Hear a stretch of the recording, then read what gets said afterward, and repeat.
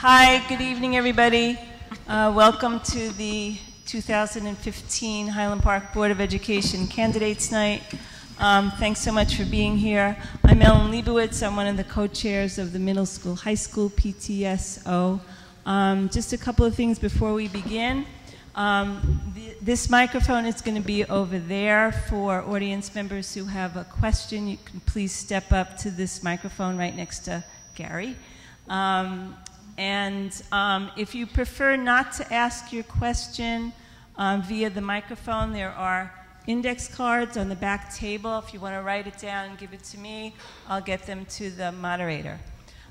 Before we begin, I'd like to introduce our timekeepers. We have volunteers in two places from the high school tonight, a few in the library, providing childcare for the children who are here. And we have our three timekeepers. We have Julia Brennan, Silas Westfall, and Amita Shulka. So thank them very much for being here tonight, giving up their time. And I'd like to introduce you to Janice Ballou. Janice is a lifetime Highland Park resident who received the Highland Park High School Alumni of the Year Award. When was that? 1999. Wow. Okay, and she is currently the coordinator of the Highland Park Food Pantry. Janice is going to serve as our moderator tonight. Her career has included corporate and academic leadership roles. She was vice president of several prominent research firms, 9 years at Mathematica Policy Research, 3 years at Response Analysis Corporation, and 4 years with Lewis Harris and Associates. Ms. Ballou began her career at the Center for Public Interest Polling and the Eagleton Poll at Rutgers University, where she was the director from 1989 to 2001. Her research reports have been used by federal and state government agencies, corporations, foundations, and nonprofit organizations. Please welcome Ms. Janice Ballou. So Janice is going to explain the format of the evening. And once again, if you have a question, please step up to the microphone. If you prefer to write down your question, there are index cards on the back table, and you can just write those out and hand them to me. Thanks. Okay, thank you, Ellen. What we want to do to start with is take a couple minutes and lay out the ground rules so that everybody knows how the process is going to work. And I'm going to start with the League of Women Voters. They have a set of floor rules that they use, and we're going to use their format. So there are 5 rules that the League has, and I'm just going to read them to you so we all know what the Roberts rules or the etiquette is for the overall meeting. So to keep the meeting as informative as possible, the audience and candidates are asked to abide by the following 5 rules. Number 1, questions must be related to issues and not personalities. 2, any question of an abusive or personal nature will be ruled out of order by the moderator. 3, when recognized by the moderator, please state your name and place of residence. Number 4, state your questions as briefly as possible. No speeches. 1 question at a time is permitted. And all decisions by the moderator are final. And as Ellen pointed out, we're going to have opportunities to either use the microphone and ask your questions, or to have them written down in a card, and I will read them, and we'll alternate between the microphone and the ones that are written on the cards as we go forward. So here's some other guidelines that we're going to follow in terms of the timing and the order. First of all, there will be opening statements by each of the candidates. They will be 3 minutes each, and that's why we have our crack team of timers there to make sure that they stick to 3 minutes. We have randomly selected the order that they will be speaking in, and they'll start with Rob Magaziner. He'll be first. Claire Berkowitz is second. Sharice Richardson is third. Mike Greenberg is fourth. And the final speaker will be Ruth Beyer. So that's the order we'll be going in just a minute. We'll take questions from the audience then. The candidates to whom the question is addressed will have 1 minute to answer the question. Again, our crack timers will let them know. The rebuttal can be made by other candidates if they like. It's allowed but not required. The question may be directed to all of the candidates, and if that happens, they will be responding in the same order that they were randomly selected to respond. And at that time, they will have 1 minute to respond to that question. Candidates may refuse to answer a question, and if they do, other candidates may have an opportunity to answer if they desire. We are going to follow the league policy of being concerned with issues and not personalities. All others will be ruled out of order.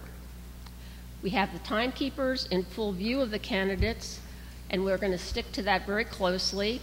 I don't know if you in the audience can see it, but they have a yellow card that our candidates can see, which means there's 30 seconds left, and then the red card means to stop.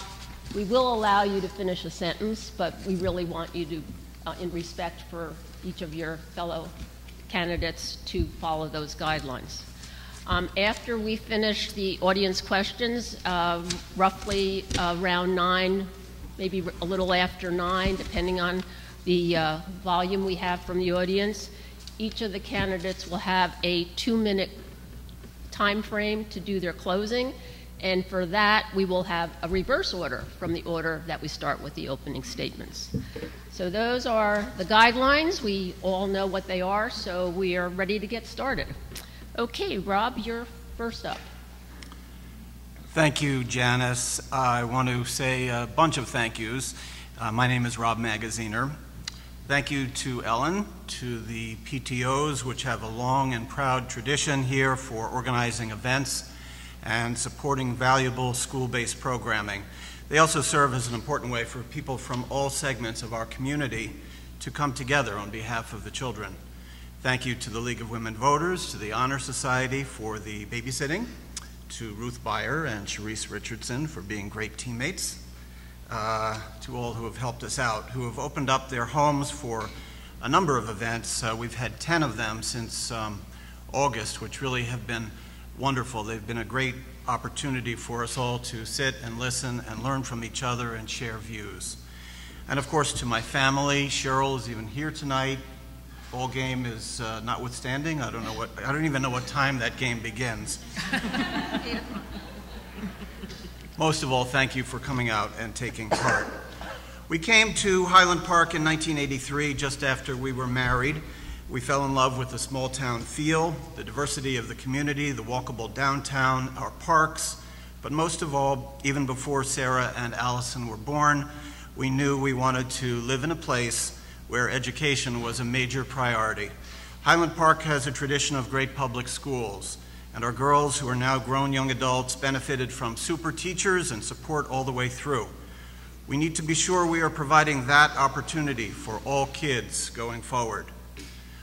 And I was pulled back in 2 years ago, not simply because of the difficult discourse we all know about all too well, but because I felt that with or without all of that, I felt I could contribute to helping make things a little bit better going forward.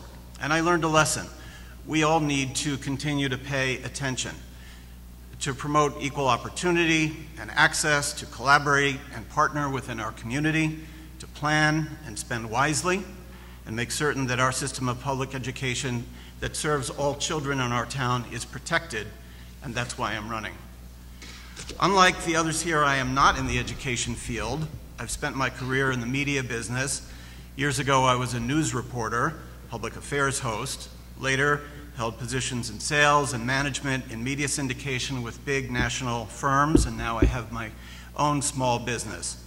I've negotiated hundreds of contracts, worked on annual budgets of more than $40 million. I've been a colleague and I think a leader as well. We don't pretend to have all of the answers, but Ruth, Sharice, and I are committed to doing the work it takes to strengthen our schools, our treasured community asset during these challenging times. We're listeners and we're activists, we're progressive thinkers, and we will promote a respectful, transparent dialogue both within the board, with the administration, and with the community. I ask for your support along with Ruth Beyer and Therese Richardson, next Tuesday, November 3rd. Thank you. Okay, thank you very much, Rob. Our second speaker is Claire Berkowitz. Good evening, everybody. I'm happy to be here as the only person that's currently sitting on the school board. I'm the only one that is running this time. I want to thank Ellen Leibowitz and the PTSO of Highland Park for organizing this event. I know it's not that easy to pull it all together. I also want to thank the League of Women Voters for agreeing to moderate us, because I appreciate having order. And also thanks to all of you for coming out to listen to what we're going to talk about. And those of you at home, who I don't know if this is live now or if it's going to be up later for the people, I imagine it will be available. Thank you for your interest in our campaign. So I originally ran for school board back in 2012. Does anybody remember what happened in 2012? I'm thinking more of a weather-related event. Sandy, yes. So I don't know if you remember, but I clearly remember it was in the end of August that Superstorm Sandy hit us, and that was right in the middle of our campaign for school board. And so we tried to have a debate, but there was no power in the schools, as you all probably remember. So we didn't get to have a debate. So this is my first actual debate.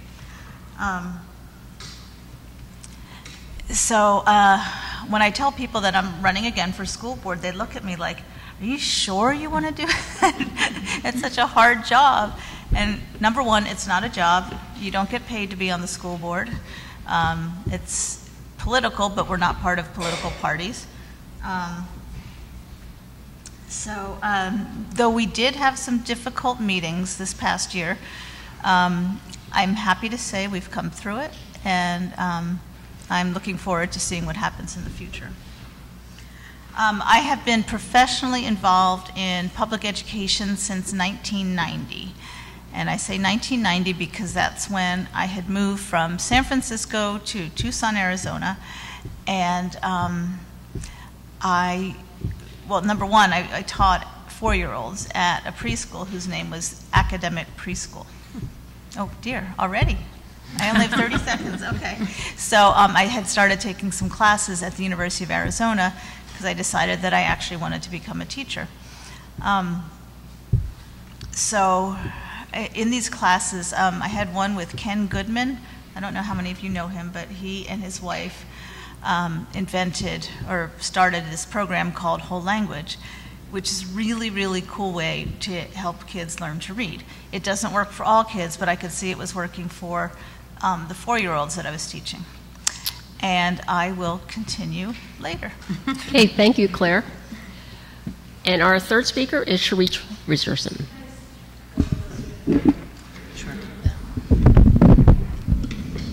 Good evening, Highland Park community. I'd like to thank the Highland Park PTO, the League of Women Voters of New Jersey, and our moderator, Mrs. Ballou, for this opportunity to address you tonight. My name is Therese Richardson, and I'm seeking election to the Highland Park Board of Education with Rob Magaziner and Ruth Beyer. I want to thank you all for coming out tonight, and I'm glad that you all made it to Bartle. We look forward to having a lot of conversation over the course of this evening. I'd first like to give you a little bit of information about my professional background. I hold bachelor's and master's degrees from Rutgers State University of New Jersey and have 21 years of administrative experience in higher education, working for the last 11 years as the Assistant Dean for Academics for the School of Environmental and Biological Sciences. On the job, I've acquired a broad range of skills and experiences, including collaborating both within and outside the university, project planning, personnel, data collection and analysis, teaching, policy review, community building, and building support programs that are complementary to the work done by faculty, which help our students in the transition to college and beyond. Working in the public university, I'm acutely aware of the difficulties of operating under a budget shortfall. There's a need to work with all stakeholders on developing transparent, collaborative, creative solutions to our challenging budget issues and finding a balance between our strategic plan and goals, the needs of teachers and students, the desires of our community, and the requirements of the state and the federal government. I've lived in Highland Park for the past 22 years. I moved here originally in 1993 as a renter. I moved here for the diversity of our town. I love the vibrancy of all of our mixing of ethnicities and cultures and religions and economic ranges and sexualities and genders, and this was the type of place that I wanted to live. In 2005, my partner and I decided to set down roots here and buy a home so that we could raise our family. We have 3 kids in the Highland Park schools, a 7th grader in the middle school, and twins in 4th grade in Bartle School.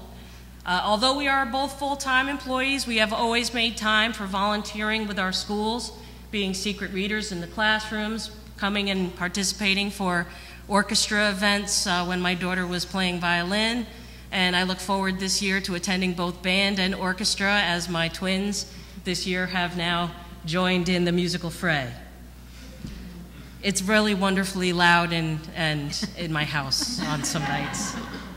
Lovely squeaking of the French horn. So I became involved in our schools back in 2013 when our schools were in crisis, and we began attending our Board of Education meetings, and I'll talk more about that later, apparently. Thanks, Cherise. Our 4th speaker, Michael Greenberg. Good evening, Madam Moderator, fellow candidates, and citizens of the Borough of Highland Park.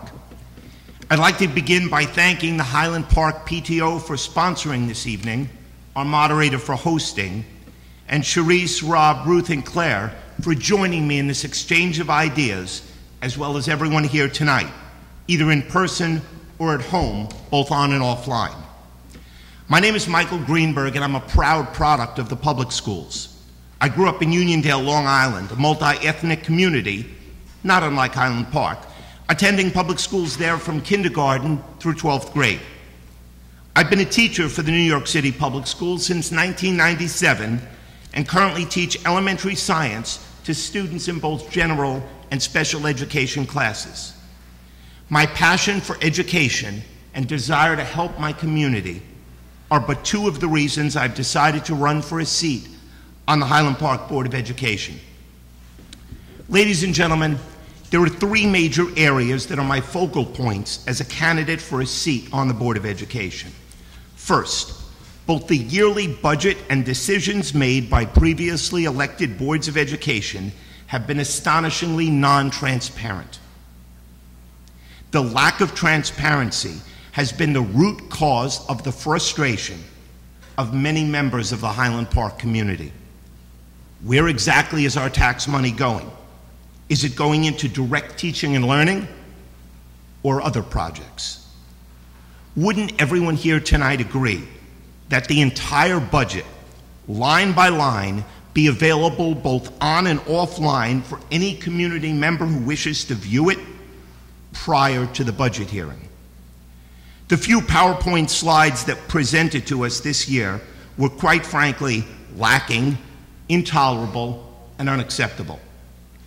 Oh, and the user-friendly budget from the prior year seemed to be a clear attempt at trying to fool us. We must demand full and open transparency from everything from the budget to board actions. Second, members of the Board of Education must be responsive to the needs of the entire Highland Park community, not just those who have children attending the public schools. What about our seniors? What about young couples just moving into the neighborhood? What about those whose children attend private and parochial schools? Let me ask this. How many current board members or members running for election have listened to the views of our senior community? 2 days ago, I had the privilege of hosting and hearing their concerns at a gathering I hosted at the River Ridge condos. Their voices of concerns were distressing. Okay, and now for our final speaker, Ruth Beyer. Hi, my name is Ruth Beyer, and I am very excited to be running alongside Rob Magaziner and Sharice Richardson and the Support Our Schools slate. Thank you to the PTO and the League of Women's Voters for hosting this event, and thank you to all of you who have taken the time to come out and participate. Thank you, most of all, to Rob and Sharice for running with me. My admiration for you and my complete faith in you and the Highland Park community has inspired this campaign from the start. I have lived here for 13 years. I am a parent, a teacher with a master's degree in special education, an advocate of strong public schools, and a proud member of this amazingly diverse community. I have spent many hours of this campaign listening to our community's concerns regarding our public schools. Property taxes that seem to be rising with no end in sight, a feeling of exclusion from those who are not part of the public school community for various reasons, but still part of our community, and a top-down push for rigor in our schools when we face more varied needs of students than ever before. Here in Highland Park, we have over 70 languages represented in our schools and an opportunity gap that's growing by the day. I've heard you, and I can guarantee that I will serve as your voice at the board table, and I will take these concerns to Trenton, where I will join in the movement for greater fiscal responsibility and transparency from our state DOE on down. I will use my years of experience as a teacher as a resource to help us fully recognize the power and value in inclusive education for all children and the absolute necessity for a fully comprehensive strategic plan. I will reach out to our larger community and encourage respectful and meaningful dialogue at every level while seeking creative resolutions to the issues at hand. I've heard your concerns, but I've also heard your Highland Park pride, your stories of generations of Highland Parkers enjoying having family down the block or around the corner, your stories of an award-winning marching band of the past, the theater program, the athletic department, the teachers who encourage your children and grandchildren to pursue their future careers. Our schools have inspired award-winning playwrights, TED talkers, and dozens of highly qualified individuals who are truly making a difference in our world today.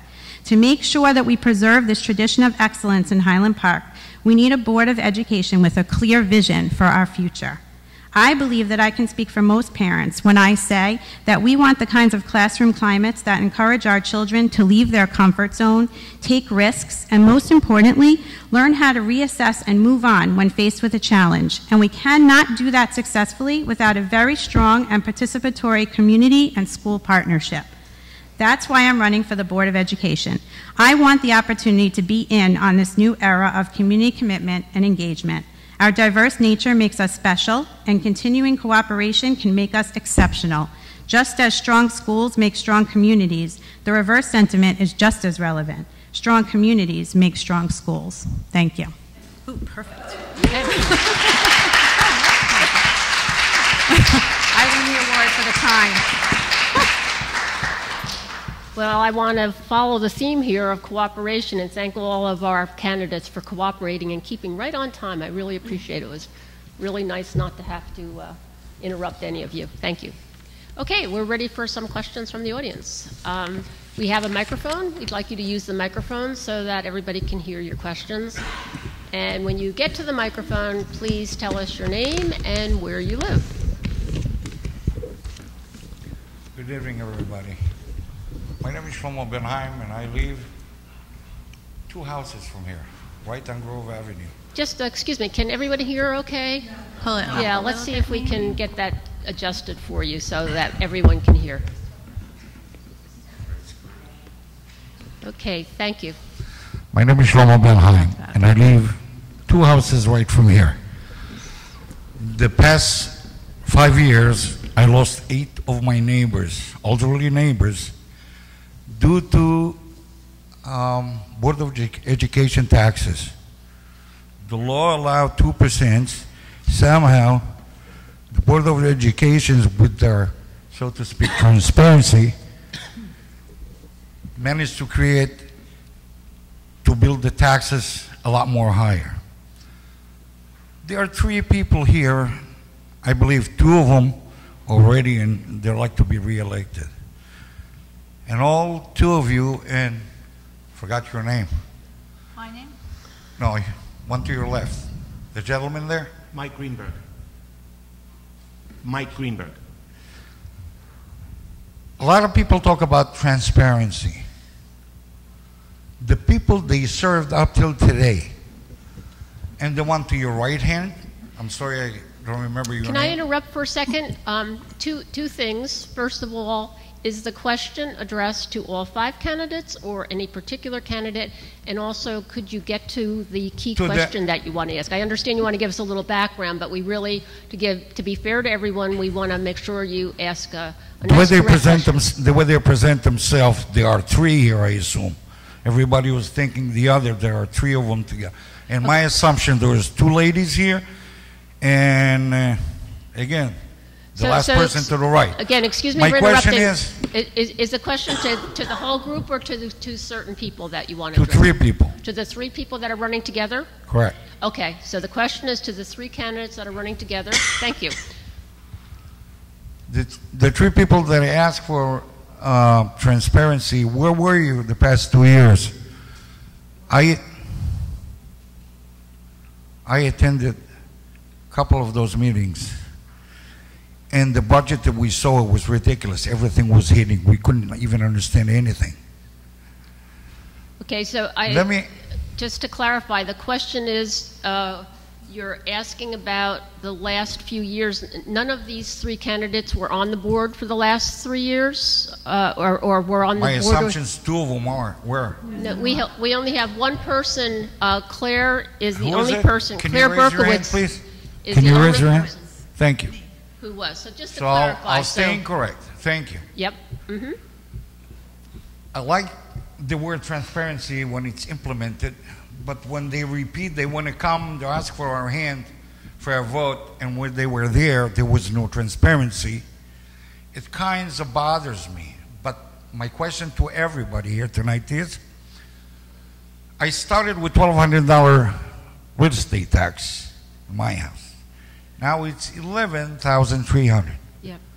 Okay. They- Just to interrupt you again, I apologize, but we have other people, so we want to make sure we get that question, your first question answered about transparency.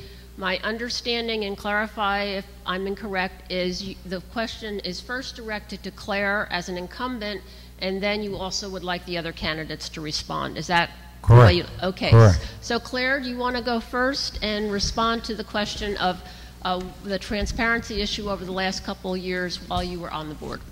Sure, I'd be happy to. I do remember you coming to the school board meetings, so if you wanted to know where I was at the school board meetings. There was a lot of concern from certain members of our community about the tax rate, and they didn't want it to go up. It was making it hard for friends to move to town because the taxes are so high. And I agree, because I own a house, and my taxes keep going up and up. And I know nobody likes that. Unfortunately, the only way that schools are paid for in New Jersey is based on property taxes. So unfortunately, it is something we have to deal with. I appreciate your concern for wanting more transparency with the budget. I think that's a very good idea.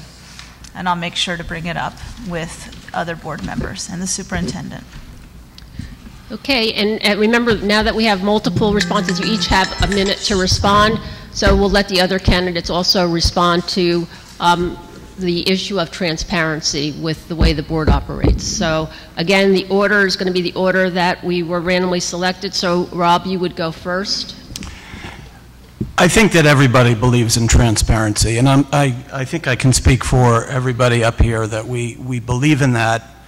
I'm not certain that we have actually seen the full transparency that we would like to. And one of the things that I would like to see going forward is to move the beginning of the budget process as early as possible. Now, we begin at the presentation from the superintendent this past year was the end of February. I believe it was February 22nd. And so that gave us about 2 months and a series of meetings to review the initial budget, to make some changes, and then to get it adopted. My view is that that process should begin at a minimum a month earlier and possibly even before that. That'll give us all a chance to review it to have it open, an open process so that we can know what we are looking at. Other school districts begin earlier, and we should too. Okay, thank you. Rob, Charisse, you want to respond? Sure. Well, I think that one of the other things that I would really like to see happen is that there be earlier opportunity for the community to engage in discussion and dialogue about what our budget situation is, what our expenses are, and then be able to have some input in that process. Opening up a couple of specialized meetings right when the budget is about to be passed has not been effective in the past. It has not provided enough opportunity for people to have the time to look at the budget sufficiently. And I think that if we engage the community more, we have a lot of really brilliant minds in this town. We have a lot of accountants in this town. We have a lot of business people in this town. And I think that we might be able to get some help in terms of looking at what our budget situation is from our community members so that there's opportunity for more dialogue. Okay, Michael, you want to respond? Yes. In terms of transparency, as I mentioned earlier, when the user-friendly budget is presented on the district website, it's the day after the budget vote. I agree that the budget process should start earlier, but I think it needs to be a lot more than that. We need more information. Sunlight is the best disinfectant. If everybody would see the budget line by line, then people would come with more information and can come with more pointed questions and expenditures toward the budget. We need the entire budget posted. Okay, and Ruth, you want to respond to this? Yeah, I think that we've heard that historically that the Board of Ed has done a good job in the past of going out and reaching people who haven't been able to come to board hearings. So it's nice to hear that, Michael, that you've been out with the senior citizens, and I think that we intend to do that as well. Certainly to form a committee between those communities that are not involved in the public school and need to be, addressed as well. So that's definitely a goal of ours. We're going to get out there and try. I know that they used to have spaghetti dinners and things like that. We're going to try and get out there and talk to as many people as we can. Very Okay, thank briefly, Lauren, just last A quick last follow-up? Last point. One quick follow-up, because we want to give other people a chance. Give you one quick follow-up, Okay. because The we have other follow-up- people who want to ask questions. Well, Yep. the follow-up is everybody talks about transparency. Everybody believes in transparency. The problem is acting on it. In 2008, we had somebody that promised us transparency, and we're here today.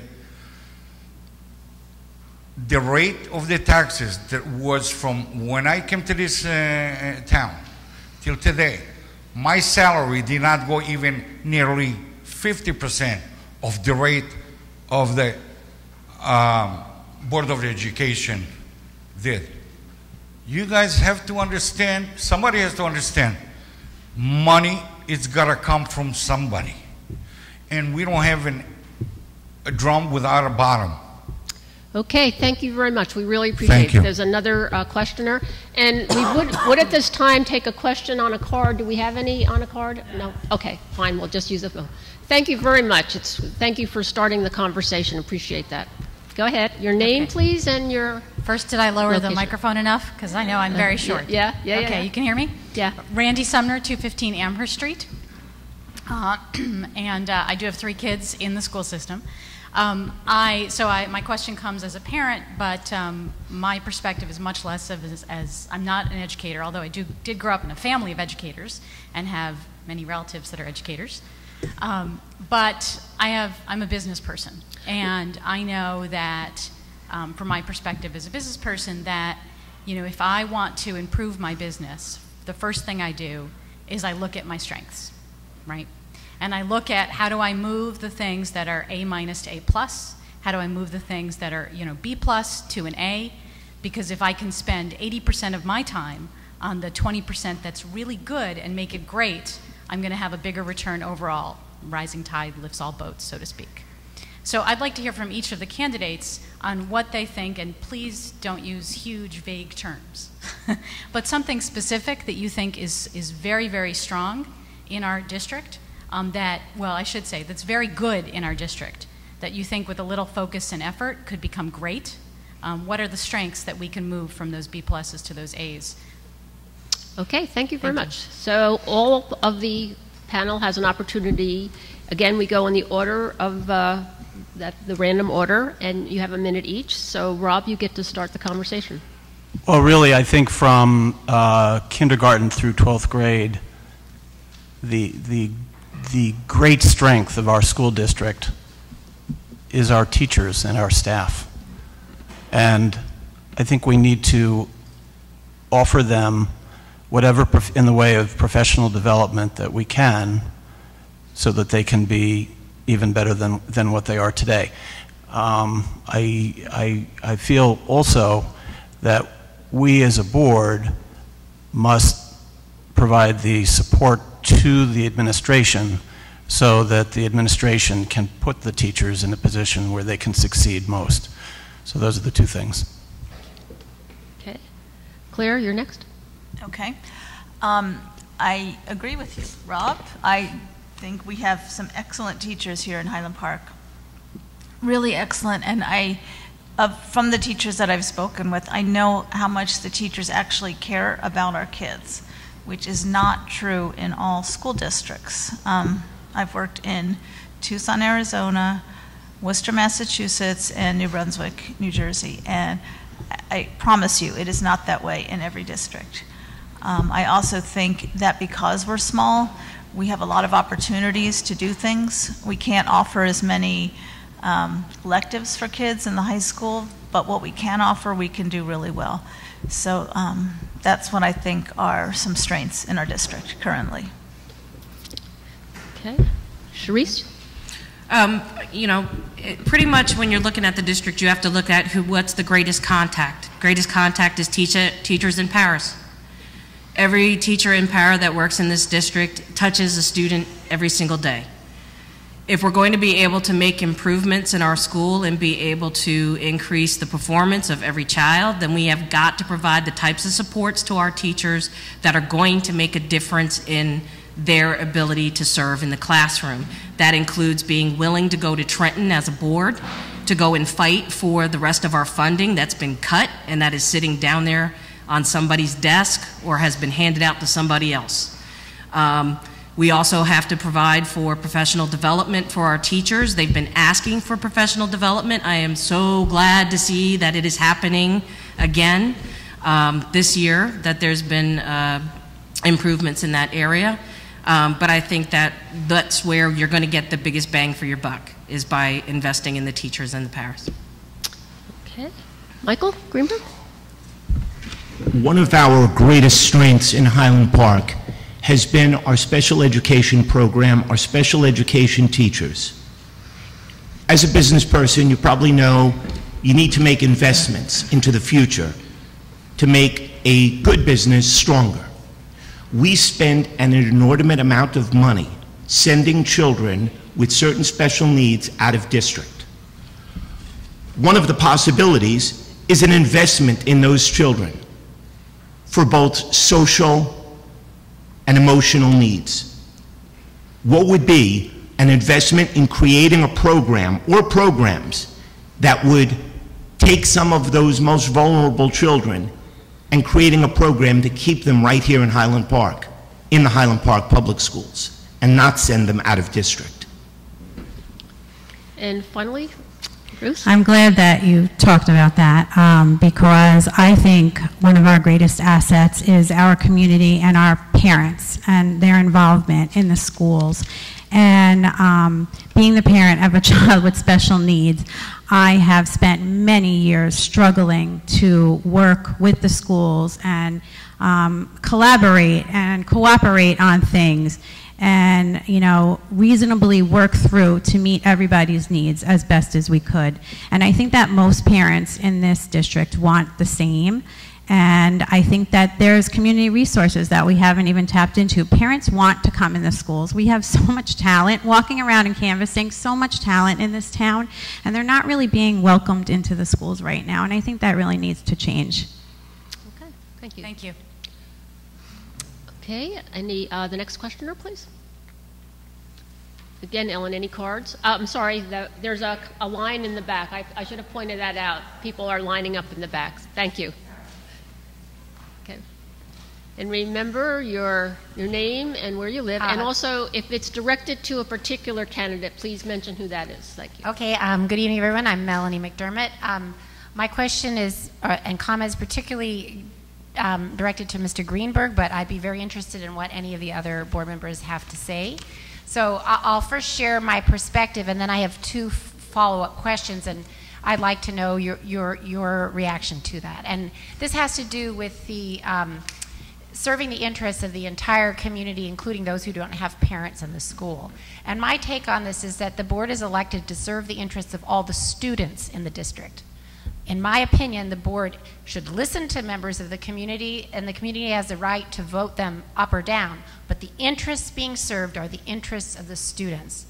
And I understand and feel for my neighbors with regard to the tax hikes that were that are, I believe, are a structural result of an inequitable way that we do taxing in this state, and that we as political citizens have the right and responsibility to try to do something about that. But I don't think that a senior citizen with no kids in the school weighing in line by line on items for where they don't understand the unfunded mandates, they don't understand what kids face day to day. Of course they have a right to speak, but I don't think the board needs to be accountable to each one of us about each line item. I don't think that's a productive way of engaging. So that's perspective. So here's the two specific questions. One is, what interest other than the very legitimate but strong interest in keeping taxes down do you think that the non-parents, the non-students have in the schools?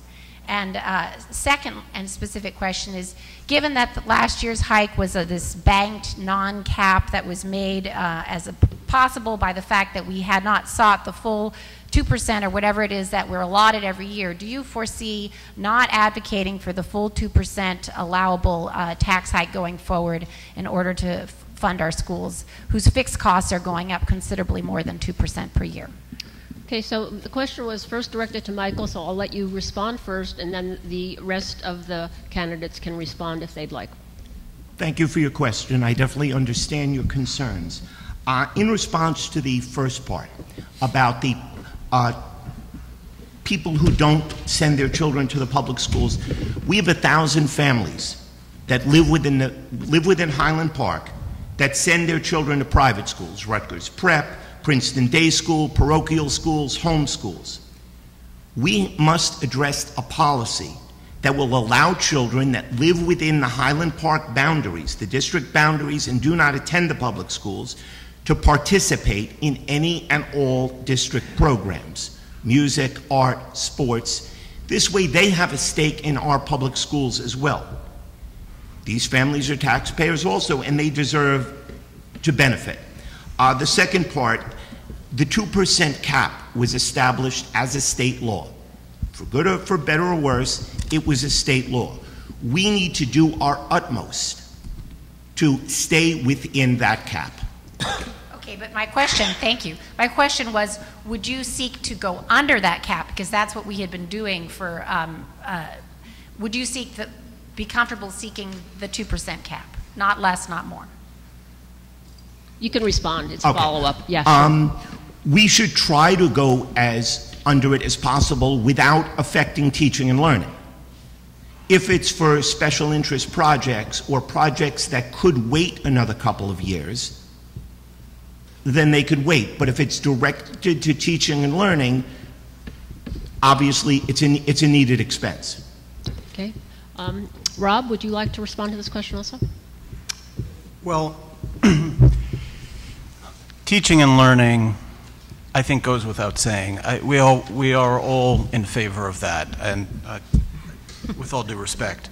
But we have issues that, and the fixed costs that you talked about, Melanie, I think come to about 70 or so percent of the budget each year. So there's really something left, but not as much as we might think. But we this year are facing a deal with mold in the schools. We have boilers that we need to replace. And these are not student-related per se, but these are needs. So if you're asking, should we seek the full 2%? Yes, I do believe we should seek the full 2%. But we need to spend wisely. Okay, Claire, do you want to respond? There were two parts of the question. One was the engagement of non-student households, and the other is the 2% cap. So they're either or both of those questions, just to... Hi, Melanie. As far as families that do not send their kids to the Highland Park Public Schools, I think that is a tricky question for Highland Park, because people are taxpayers, but they're deciding to not take advantage of what the taxes pay for. So that is a tricky question, and I don't know the answer, but I think it's really worth it for people to kind of figure that out. As far as a 2% cap, I think it's great to stay at the 2% cap. I know we didn't do that this year. We used money that we were allowed to use because there were so many needs. But there's always going to be needs, and so we're always going to have to prioritize what we're going to spend money on. Charisse? So my perspective on, in terms of, how do we engage the broader community, it's a two-part thing for me. One is that public education is a public trust.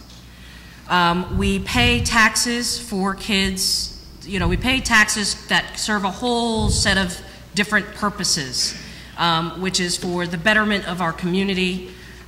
We pay those taxes so that we can make sure that our community is taken care of, our kids are taken care of, and everything is taken care of in our town. I recognize that we have, a large number of students who do go through other types of private education. I was a private education kid as a youngster. My mother still paid taxes, even though I did not go to the public schools. And I think that it's important to bear in mind that it's important to stay focused on why we're paying for the schools. And I'm out of time. Okay. And then Ruth? Yeah, I believe that at this point, our state does not have regulations allowing for parochial school children to join in extracurricular activities. So I believe that's something that, if people felt very strongly about that, they'd need to, go to Trenton, same thing with taxes, and fight it there. I know that we are able to meet the needs of our homeschooled children.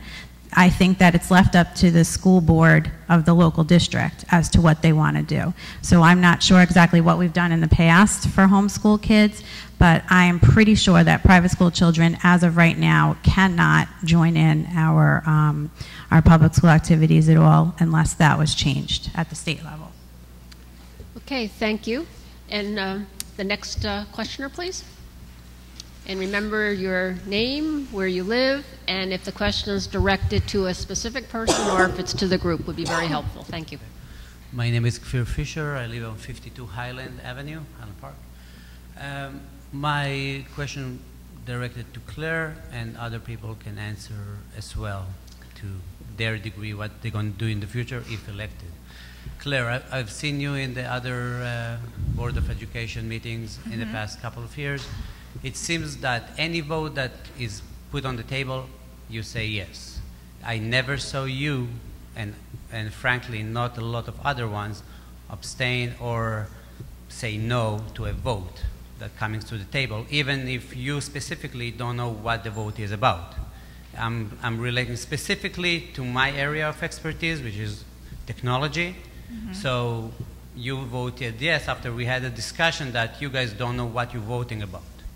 Yet you said yes, and they said, yeah, we're just not going to increase the taxes next year if we don't need that part. do you know what you are voting for, not only in technology-wise, in the boiler or whatever it's going to be? Do you do your own research, or you just write a blank check, yes, I approve? Or you do your own research, you're asking professional people, am I signing off, what is a server, what is a switch, and so on and so on, so you will understand, is the school needed, and if they need it, does it really cost double than what Google can say how much it costs without any other vendor? Okay, so as I understand, and I'll paraphrase the question because it was detailed, you want to ask Claire about her decision-making process on issues that come up to the board, in particular issues related to technology. And other areas. And hers is actual actions that she's taken since she is the incumbent. For the other four candidates, it's looking to the future. If they are elected, what would their decision-making process be? Is that's what you want to have answered? Okay. So Claire, you get to go first. Okay, thank you for the question. I vote based on what I know. And if I need to know more, I ask questions. So if I don't ask questions, then I believe that means I know what I'm doing with my vote. I'm sorry you weren't at meetings when I voted no or abstained from certain votes, but that also happens. So I'm not sure what else to tell you, except I don't vote if I don't understand the issue. So you're basically not saying the truth right now in this forum. Because you did vote yes without knowing. We had a discussion in your group that you guys didn't know what you're voting on, and a few members of the board asked me questions like by email. Nobody did, and it seems like you guys, the entire board that is acting right now, doesn't really know what they're voting on. And I'm asking you because you are the only representative here.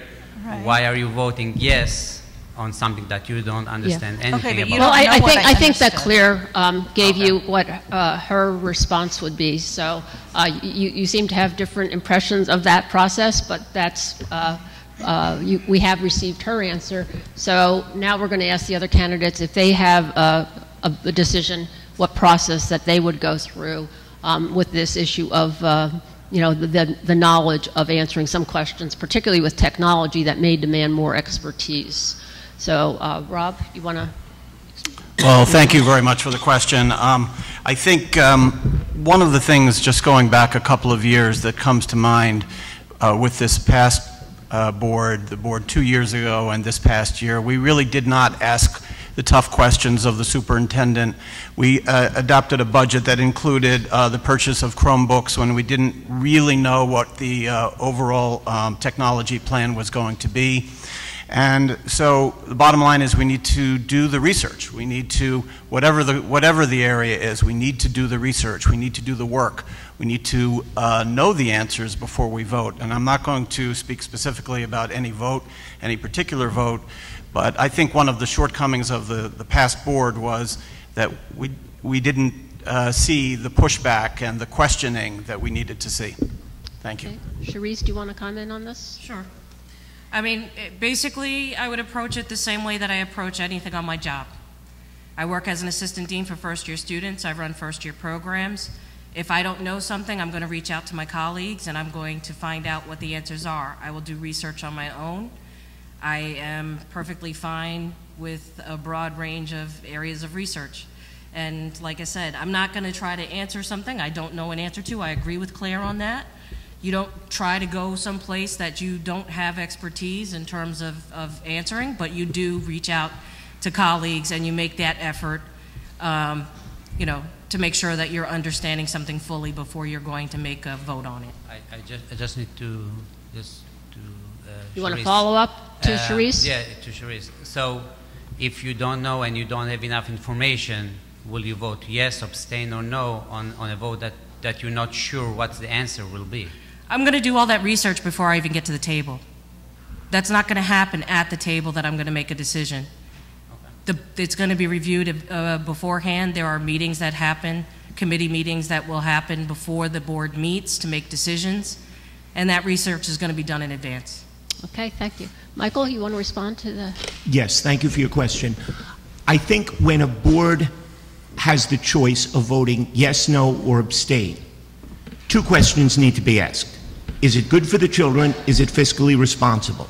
If something comes up that I don't know the answer to, that I've tried to find out questions before, but sometimes votes come up that are brought up that day, I think the abstention vote is underused. Where an abstention to vote to abstain and to say the reason why is I do not have enough information for this vote. Okay. And Ruth, do you want to respond? Yeah, I think that we collectively agree as a larger community that communication has not really been our forte over the past couple of years, and that we really need to work on that. That's the focus for the next couple of years coming up. And, you know, that includes communication between the superintendent and the teachers and the board. Also, I think that in the past couple of years, the board hasn't had enough information and has, you know, been put in a situation where they're asked to vote on something without that information. So that's going to change.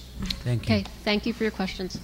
We do have a question on a card, and it's a reminder that we were going to go opportunity to use the mic, opportunity to write it on a card. So if you didn't remember that you could do that, you can. And so this question comes on a card, and the question is, what would each of you do, so it's to all 5 of you, to address the growing opportunity achievement gap in the Highland Park School District?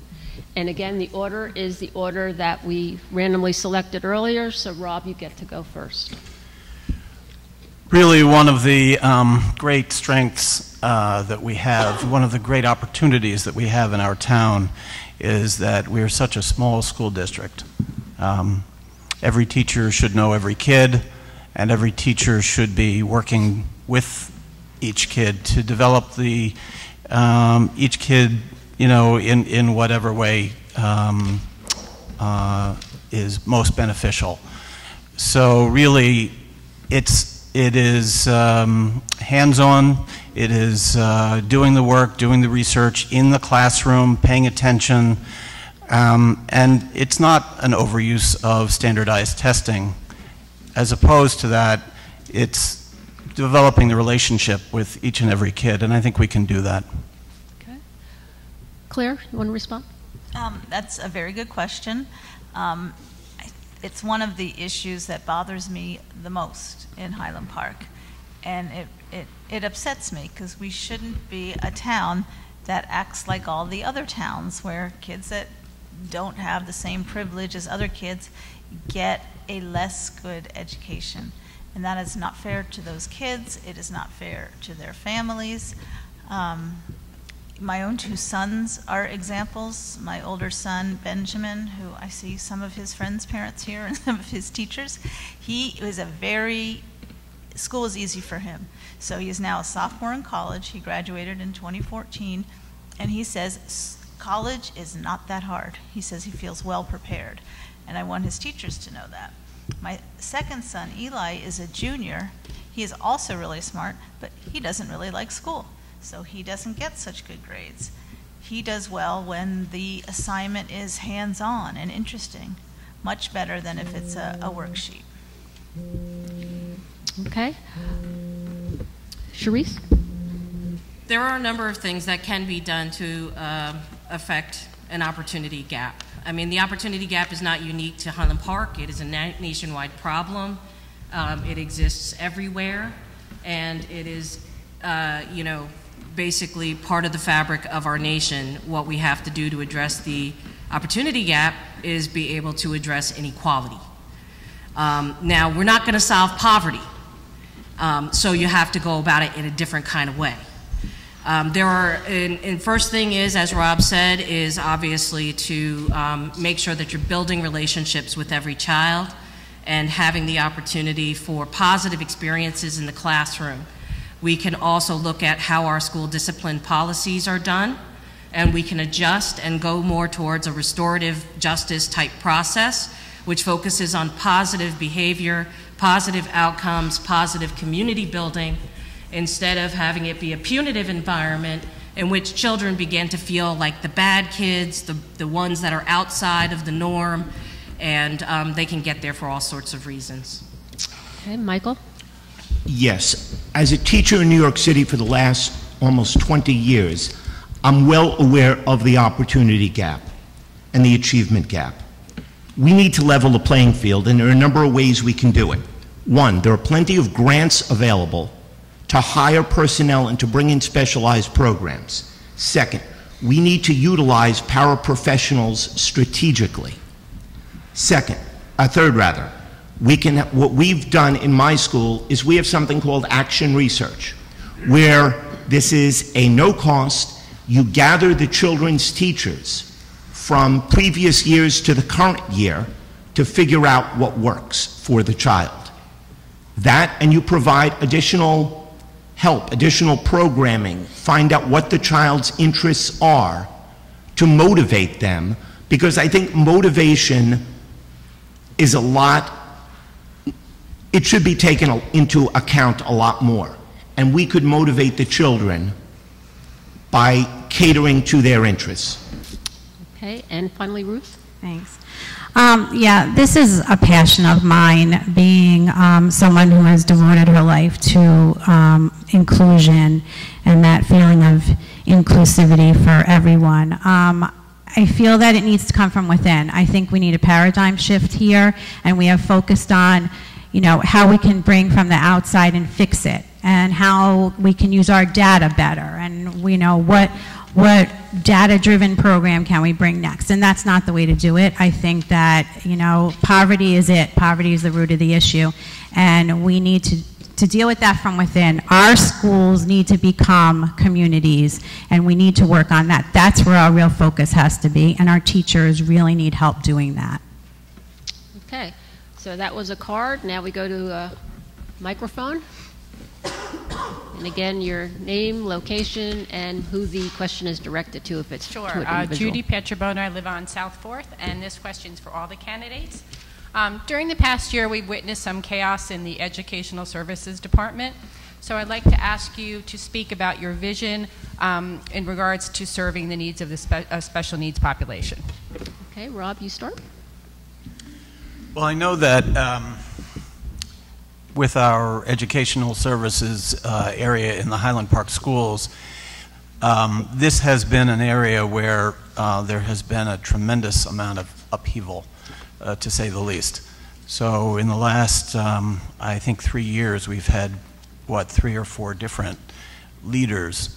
Having a new superintendent in the district and bringing in a new leader for the educational services, I think is going to bring about consistency, and so that whatever directions we decide to go, whether it's pull out or push in, I mean, there's research that can support a lot of different things, but I think consistency is an important thing.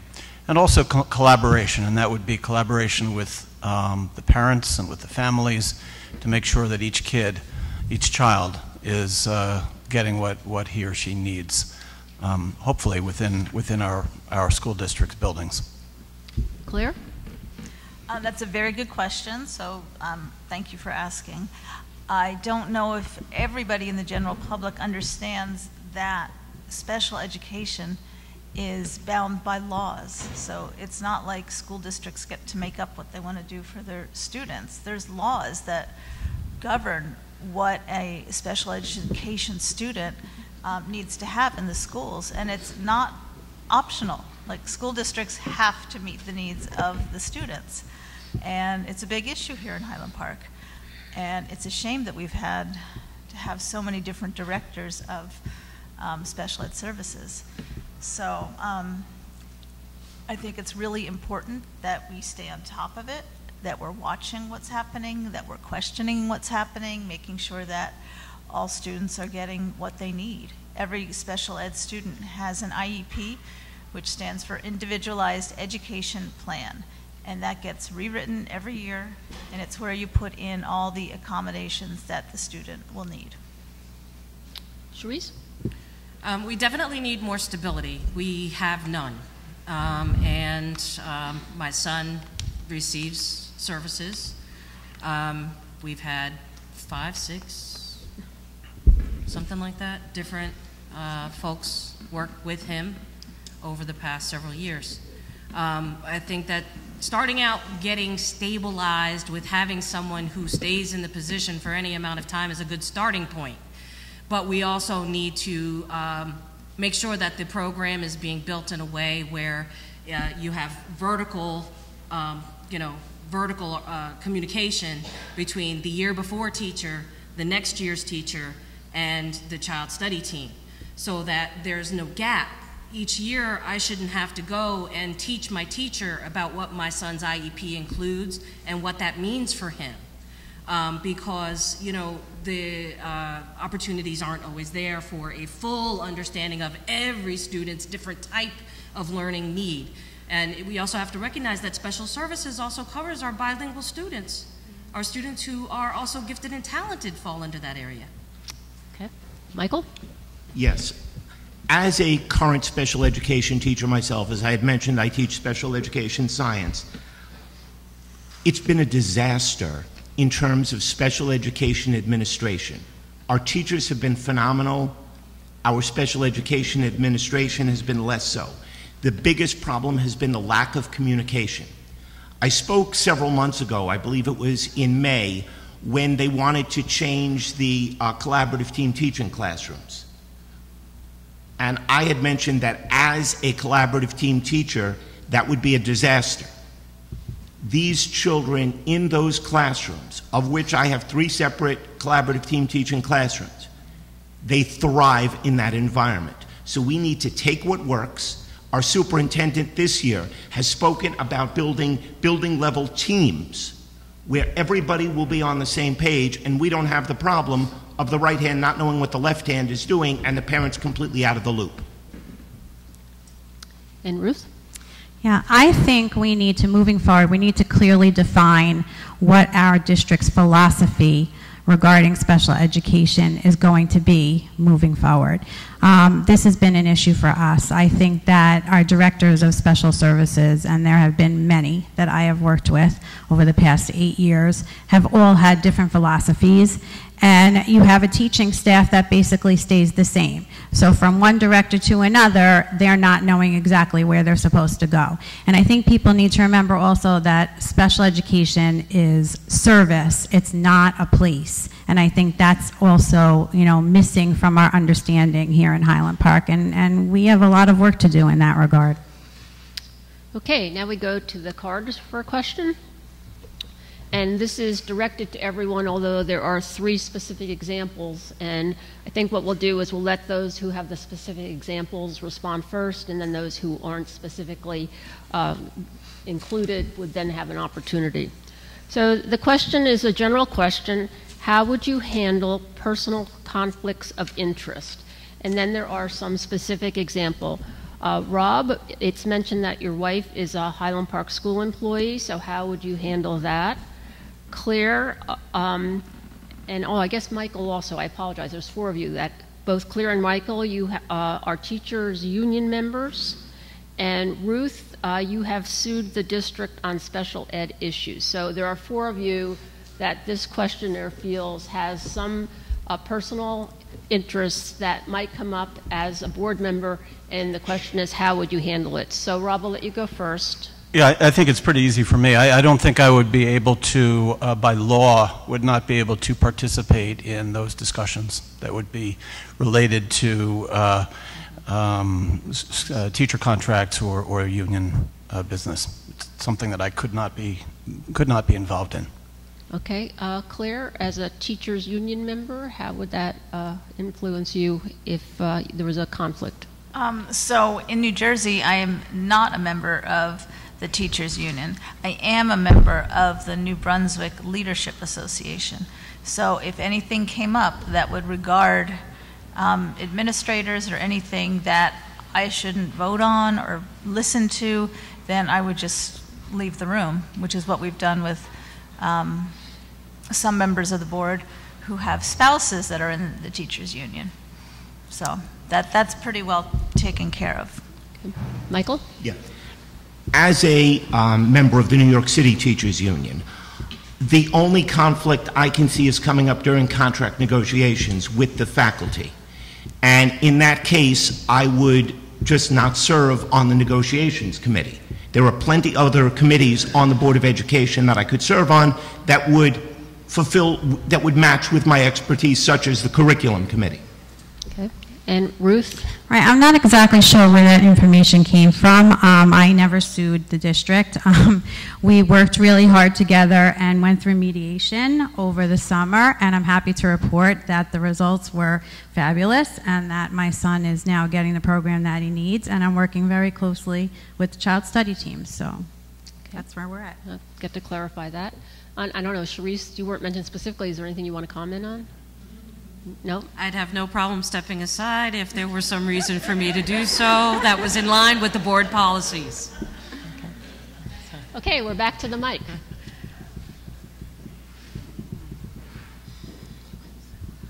Hello, my name's Karen Bilton. I live at 219 Montgomery Street. My question is directed at each of you, all five. Could you each tell me your position on charter schools and please specifically relate how they relate to our community? Thank you. Rob, you start. Well, originally, charter schools were designed to be these great learning institutions where we could find out new ways to approach children that might need things that were not being provided by their home school district. I think that we have found that going forward, that charter schools, A, are not inclusive of the full population. B, they do not do a particularly better job than the public schools do on testing or on working with kids. And C, we lose a lot of money out of our school district's budget because the way that charters are funded is that the dollars follow the kid from the home district to where the child is being schooled in a charter setting. Claire? That's a very good question, and I will answer based on my experience of living in Highland Park and the charters here. I agree with, I think, everything you said, Rob, about the charter schools. What I do know and do not like is that the law that allows for charter schools does not require charter schools to do everything that a regular public school has to do. That's like teaching special ed, teaching ELLs, English language learner kids, and that's not fair. So they get to kind of, even though they say they're not choosing their kids, they sort of choose their kids by allowing certain programs or not. And taking the money away from public schools for an education that isn't better is not on the top of my list. Okay. Sharice?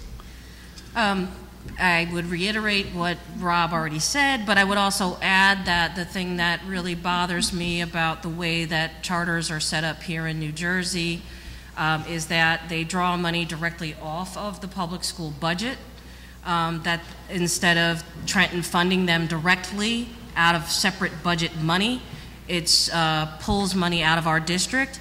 And then the charter schools do not have to have that same oversight that the public schools have to have in terms of how those expenditures are made. So those boards can meet and they can make decisions and they don't have to report to the state on the specifics of that or be transparent about that at all. They can just, make whatever decisions they want to make. We have to hold to the state's rules. Michael? Yeah. It's a very interesting question about charter schools that's beguiling our society, but the truth is it's not a school board issue. For better or worse, the state has allowed it. We can think what we want of it. The state has allowed it. We need to focus our energies, never mind the charter schools. We have to make sure our Highland Park School District is the best it can be, so parents can say, I don't want to send my kid to that charter school. I want to send my kids to the Highland Park Public Schools because it's better. And Ruth? Yeah, I absolutely agree with you, Michael. I think that's where our focus needs to be. I think the reason that people are leaving for charters, there are many reasons, and they're varied, and I think that we need to take a look at that from within and see what we can do to better our districts so as to keep as many students as possible. Okay. Could I have one response to this, to what, and I do agree with basically everything that everybody here has said. There's, other than one thing.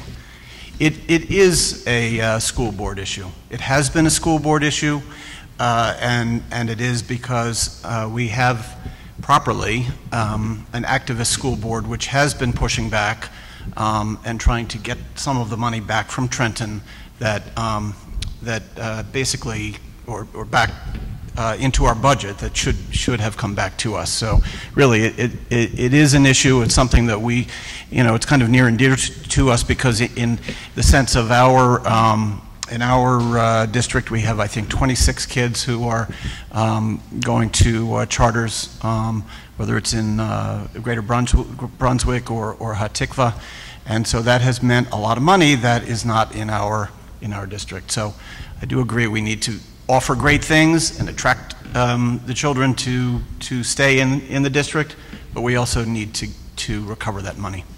We gave Rob an opportunity for some expansion. Any of the other candidates want to add anything about the charter schools before we go to the next question? Okay, so the next question is a card question, and it's to all of the candidates.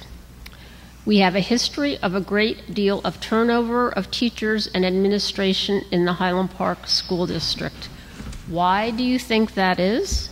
And what do we need to do to hire and keep great teachers and administrators? And Rob, you get to lead off. Well, we do have some turnover. I don't know that it is more excessive necessarily. I would like to see the data.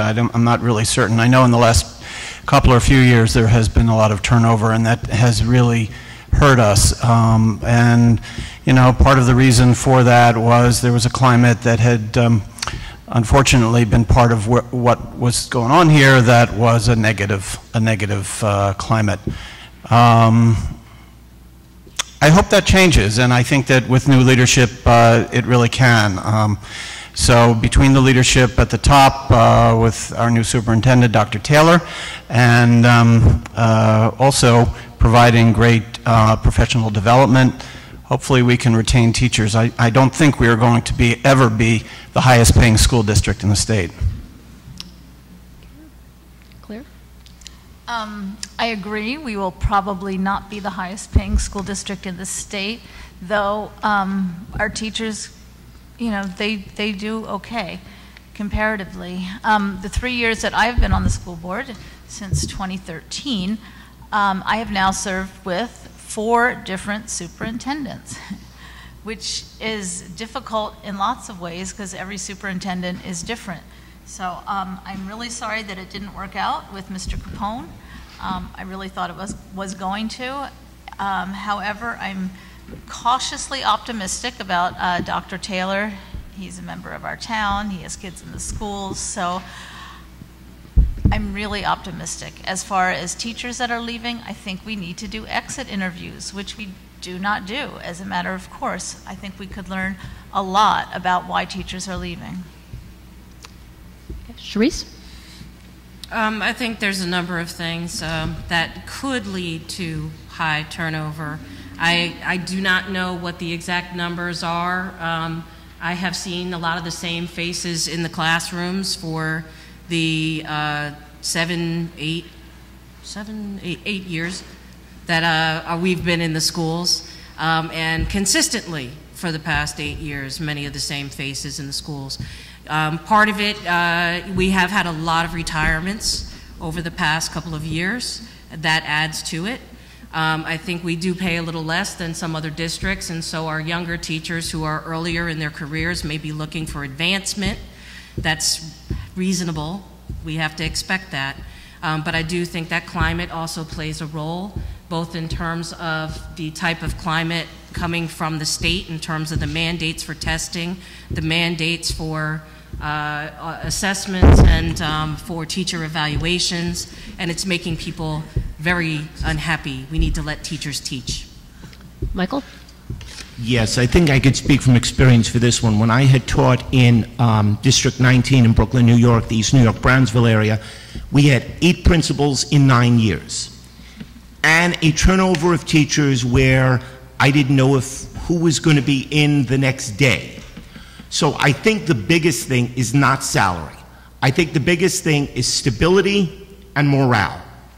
We now have a superintendent who wants to create building level teams so teachers could take ownership in the building. I think that plays into it. And I think giving teachers a reason to want to come to Highland Park to work every day and not even send resumes out, I think that's what we need to do to keep and retain good teachers and administrators. Ruth? Yeah, I think that while our teachers have been asked, you know, what is a positive thing and what are negative things, I don't think that the feedback has gone anywhere past administrative level. I think that that's where we have failed in the past, that administrators have gotten that feedback and brought it to the board, but then haven't gone back to the teachers. And I think that's missing. I think that's, you know, going back to our communication deficit here in our schools, that's missing. The teachers need to know why their issues haven't been addressed or what issues are going to be addressed. It needs to go back to them. They're our asset. Okay, we're back to the microphone. Next questioner, please. Hi, Jen Altman, 31 Walter. So I'm very happy that everyone's talking about transparency and fiscal responsibility and even the achievement gap, because we have such a diverse population and we have different social and economic classes. The only thing I'm asking, and I have not been to some of the teas, but I do want to know how you all feel, and I'm trying to think of the best way to articulate this, the issue of our students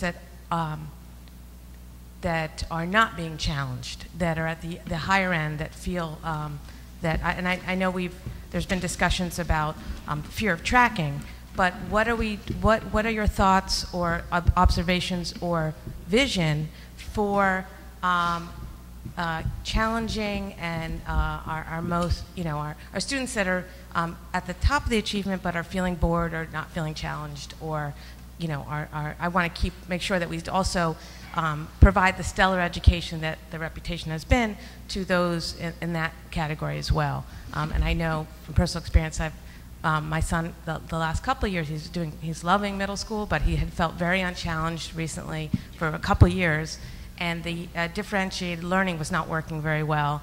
And I just was wondering if you're looking at that part of the population as well, you know. Thank you. Rob? Well, I don't have all the answers on that one, and nor on any of these questions. I don't have all the answers, and, you know, I think some good, solid research needs to be done to see, you know, how are we really doing, and at various grade levels. So in middle school versus high school, are we doing better in high school with whether we're talking about gifted and talented or AP level kids? I think we need to be looking at that. The children who are high level learners we have the same responsibility to them as we do to every other child in the school district. So if they're not getting what they're getting, we need to find out what we need to give them. That's it. Claire? That is a very good question. Your son is in the middle school, did you say? 6th grade. So, yeah, it's a tough one. Really, the answer is differentiated instruction, but differentiated instruction is really hard to do as a classroom teacher. So, if it's differentiated, then every kid is involved in something that meets their level of learning needs. So I don't know if it's more professional development for the teachers. We can't leave anybody out. So the high-end kids, the lower-end kids, And it really depends what the activity is. So if we're really differentiating instruction, kids will have opportunities to write a song or do a PowerPoint or make up a play or something where they're still meeting the same curricular goals. But it is hard, and we cannot lose sight of any segment of our student population. Sharice? So, I mean, this is an area that, you know, is always a challenge. When you have a student who needs to be pushed to have other types of experiences in the classroom. I think that we have a problem across the board, though, right now. I hear from my kids every day how bored they are. And they're all different kinds of learners. So, you know, I've got one that's sort of high and one that's in the middle and one that's not so high. He's not, but, you know, I think that the key is that we have to look at our entire educational system. One of the goals of our district is that every student will achieve at a high level. And if we're not meeting that goal for each and every child in this district, for whatever that means for them, for where their success level is, for where their success can be, then we're not meeting our goal. Michael? Okay, one of the questions that comes up is really what is the definition of a gifted child? I personally believe every child can benefit from the teaching practices that have been used in gifted education.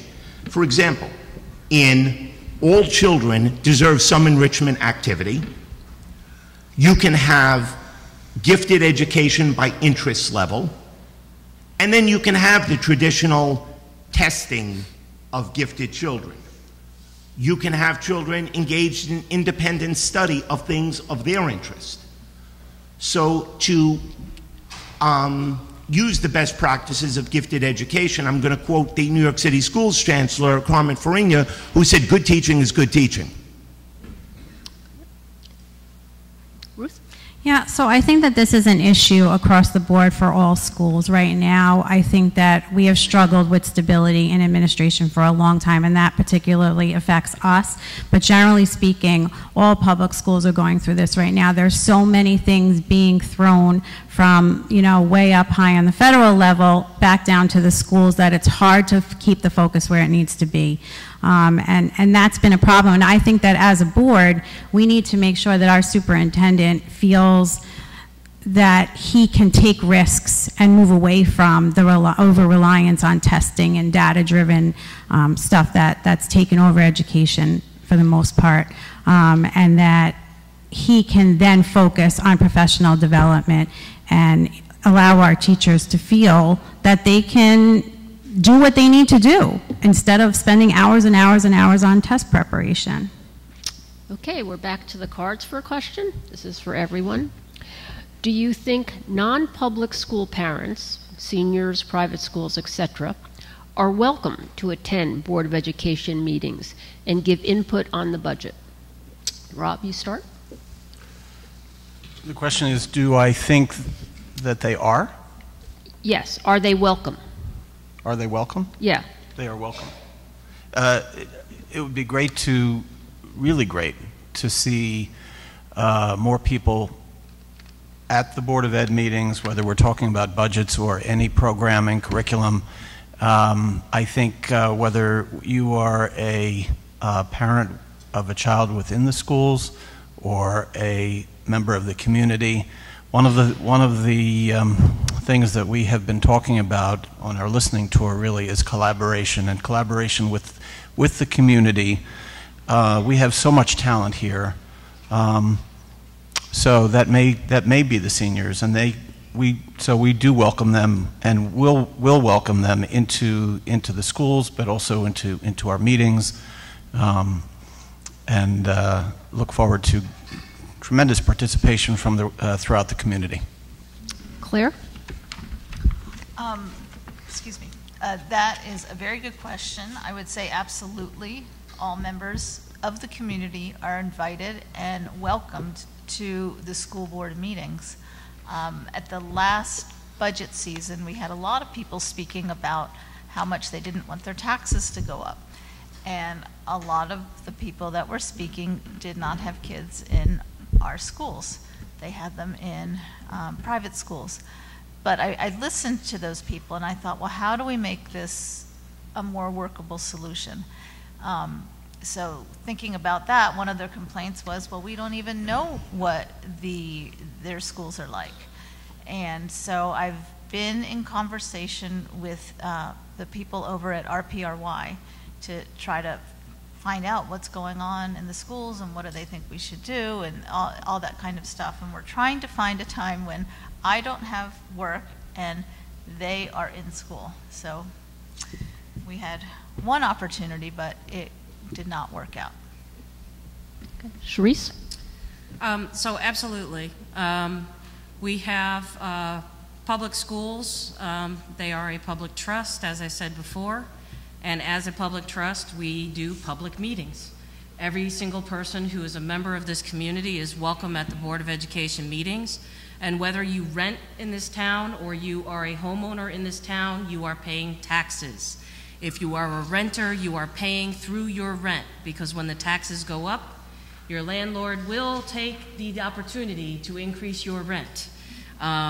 So whether, either way, you have a stake in what happens in our schools. Good schools lead to good communities. A good school system in a community will help support real estate. It helps support our business district. It keeps our community vibrant. And the more participation we have from our community, the more transparency there is, the more opportunities for conversation, the more people will feel that they can trust what is happening in their schools. Michael? Thank you very much. One of the things that has been a hallmark for me as a teacher is to be able to read body language.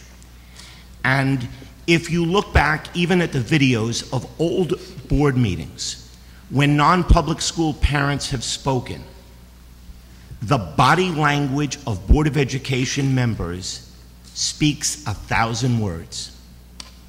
Just kind of sitting back like this, their heads turned. They should be welcomed. Do they feel welcomed? No. We need to have more collaboration between the non-public schools and the public schools in educational programs, as was done with an environmental program last year with RPRY and the public schools in Highland Park. Then they would feel welcomed. Ruth? Yeah, I think that we need to focus on the change that we've already seen happening. Last January, when 4 members of the board turned over and 3 members of the board, there was a drastic difference in the way that board meetings were run and the way that the board members were listening and focusing on the community and the issues. So that's already started. I've seen that, and that's a good thing. Okay. Excuse me. We're back to the microphone.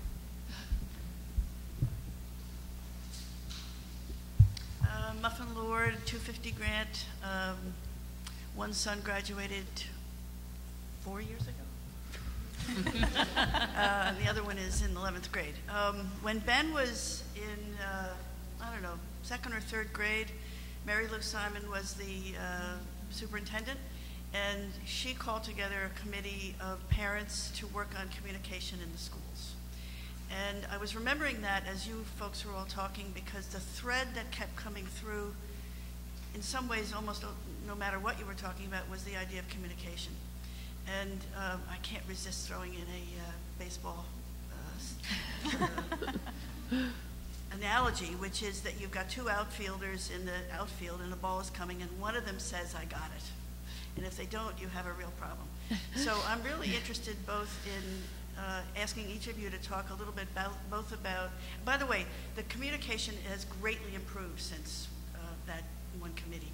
At that point, we were worried because some people had email and lots of families didn't, and how to sort of navigate that difference. That difference probably is still there, but overall, I think the communication has improved. So it's really 2 questions. One is sort of how do you think about this when we've got all these different groups of people who need to get information about what we're doing, and do you have any suggestions about how it could be better? Okay, Rob, you get to start. Yeah, it's difficult. It's a challenge, but I think I think that in communication and outreach to the community, we really need to be doing a better job than we are. We're doing a better job maybe now than a couple of years ago, for sure, but we have a long way to go. We did develop a new website. Website isn't most easy to use, but it's a little bit better than what it was before. The new superintendent is communicating through the Honeywell system. Maybe that's not great for everybody, but it is communication, so that's a good thing. And I think we all need to be able to be talking to one another more on a one-to-one basis. And when we go back to being good listeners and exchanging ideas, hopefully we can be a board in the future that does that well. Thank you. Claire? Some of you tonight have mentioned the idea that great communities and schools go together, and I fully believe that. That was actually my mantra from when I ran in 2012, that great schools make great communities, and I really believe that's true. But that won't happen unless we can communicate openly to all members of the public, whether they have kids in the school or don't, whether they're older and never have kids, whether they're younger and maybe will have kids. I think it is hard. I do think some of the avenues that Dr. Taylor is going to pursue should help. Having his Honeywell, maybe you don't want Honeywell, but he sent out a memo on how you can disqualify yourself from those Honeywell reports and still get the emergency Honeywell reports.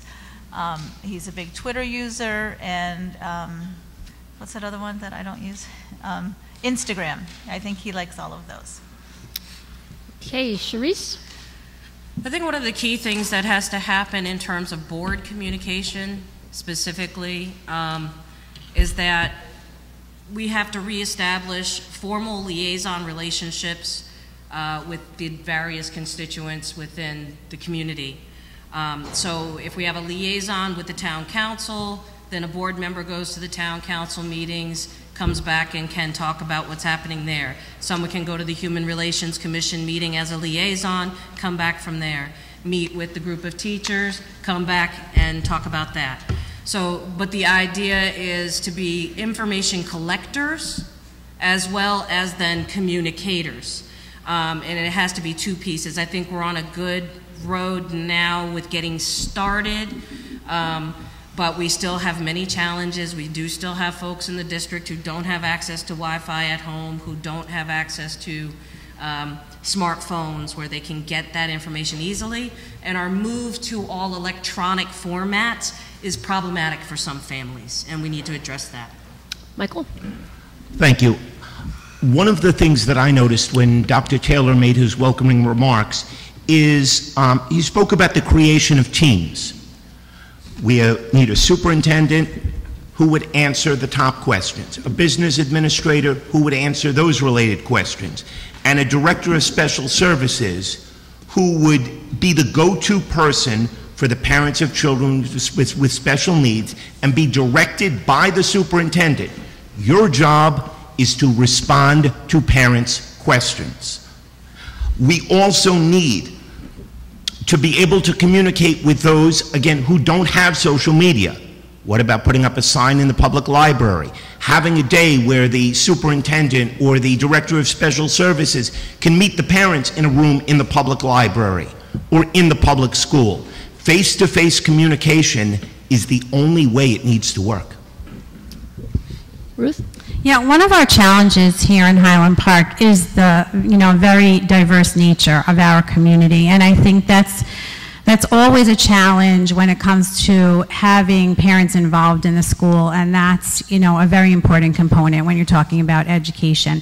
So I think the schools that do that well and the schools that have been successful really focus on making the school a second home, basically, a place where the kids are forcing their parents to spend time in. They're so excited by what they're doing at school. They're so excited by the projects and the community in which they're a part of that they beg and plead for their parents to come in. And there are way more opportunities for parents to come in and be a part of the school in those successful schools. So that's something I'd like to see.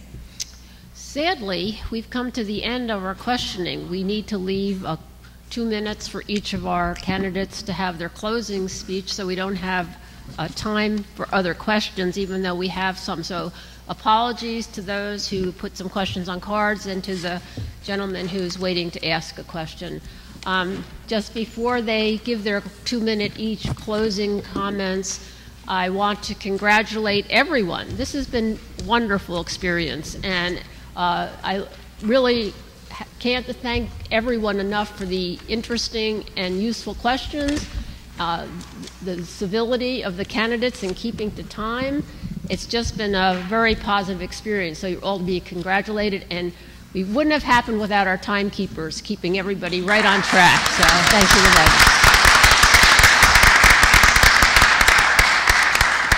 them. Okay, so for the closing comments, we're going to go backwards. So I go first. Ruth has been last the whole time around, and you get to go first this time. Thank you. Thank you all for providing me this opportunity to listen to your questions and concerns and to share my vision with you. Thank you to my fellow candidates, and thank you again to the League of Women Voters and the PTO for organizing this event.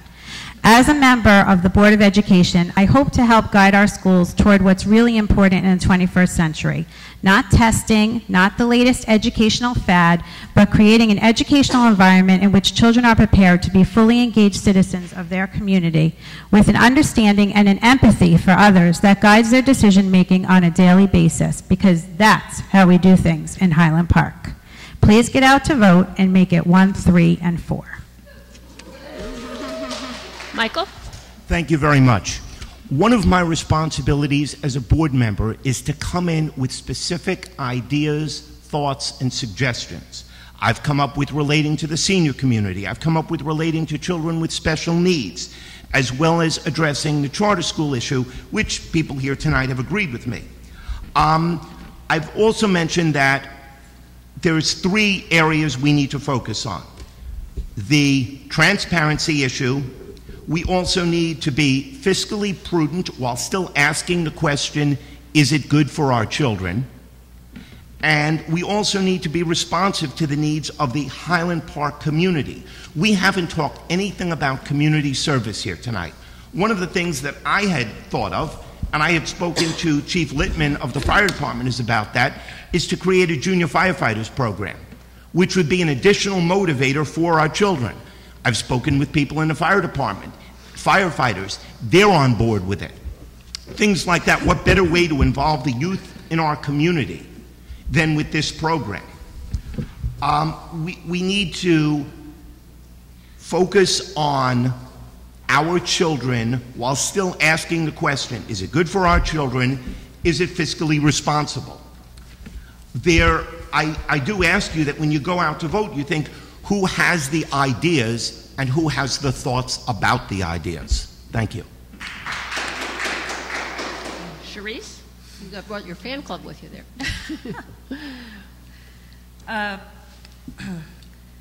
firmly believe that as members of this human family, we each have a responsibility to ensure that one another's rights are secured and preserved. Compelled by that belief, in 2014, I founded the Highland Park Parents of Students of Color.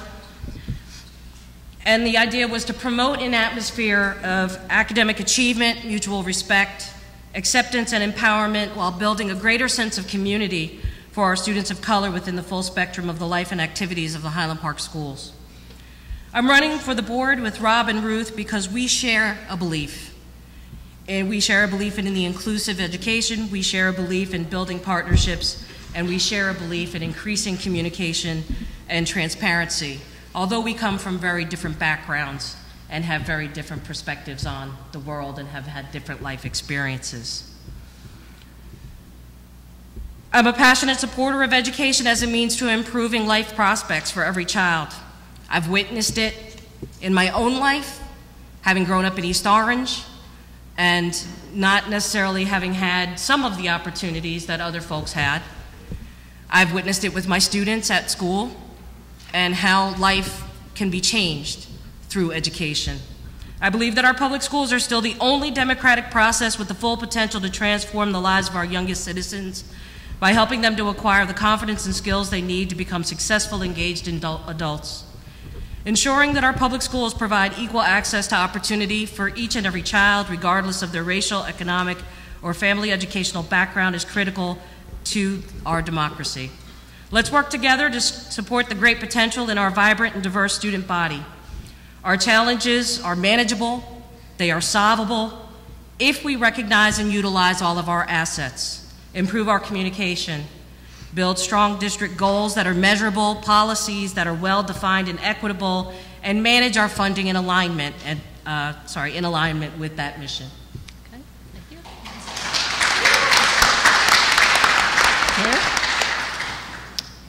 Claire? What I'd like you all to think about and to know is that Highland Park is not unique in its problems and its challenges. Unfortunately, it is very typical of school districts in New Jersey. So just bear that in mind. However, because we're so small, I know that I cannot rest until I know that every child in this district is getting the education that they need and that somebody's looking out for it, for that. I also want you all to know that I'm willing to stay afterwards as long as they let us. If you want any other information about me, I'd be happy to answer your questions. Mostly I want you to know that I care about all the students in the Highland Park schools. And that is not always easy for some school board members.